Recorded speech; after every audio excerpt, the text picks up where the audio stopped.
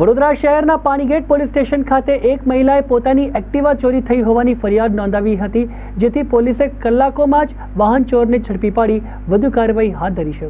વડોદરા શહેરના Panigate police station ખાતે એક મહિલાની એક્ટિવાની ચોરી થઈ હતી, જેમાં પોલીસને ફરિયાદ મળતાની સાથે જ ઘટના સ્થળની આસપાસના સીસીટીવી કેમેરાની તપાસ કરવામાં આવી હતી।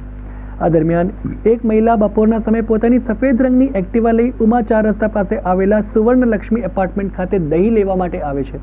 જોકે આ મહિલા એક્ટિવામાંથી ચાવી કાઢતા નથી અને દુકાને પહોંચે છે। આ સમયે સ્થળ પર હાજર ગઠિયો આ જોઈ જાય છે અને આંખના પલકારે એક્ટિવા ચોરી ફરાર થઈ જાય છે। બનાવના સીસીટીવી પોલીસના હાથે લાગતા પાણીગેટ પોલીસ સ્ટેશનના ઇન્સ્પેક્ટર HM વ્યાસ આ ફૂટેજનો બારીકાઈથી અભ્યાસ કરે છે અને તેઓ અગાઉ વડોદરા શહેરમાં ફરજ બજાવી ચૂક્યા હોવાથી તે તુરંત જ આ વાહન ચોરને ઓળખી પાડે છે।